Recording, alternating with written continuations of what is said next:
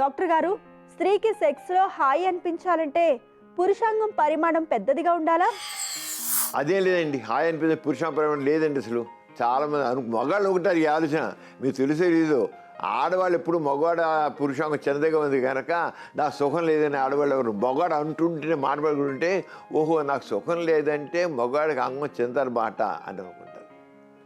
అక్కడ కాదు, ఆమెని సెక్స్ పరంగా ఫోర్ ప్లే ద్వారా ప్రేరేపించి త్వరగా వీర్యం పడకుండా ఒక 5 నిమిషాలు 10 నిమిషాలు సెక్స్ చేసేవాడు ఉంటే వాడు స్తంభించిన పురుషాంగం 3 రంగురాలే ఉన్నప్పటికీ స్త్రీ ఎక్సలెంట్గా ఎంజాయ్ చేస్తుంది.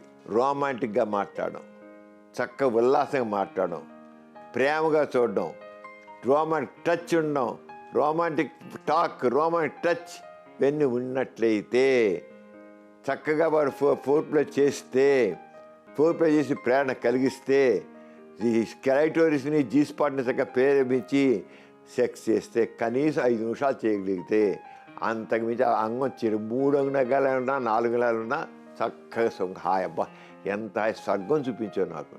స్త్రీ ఎప్పుడు కూడా భర్త వైపు నుంచి చక్కని ప్రేమ కావాలనుకుంటుంది, ఆ రొమాంటిక్ టచ్ కోరుకుంటుంది, ఆ రొమాంటిక్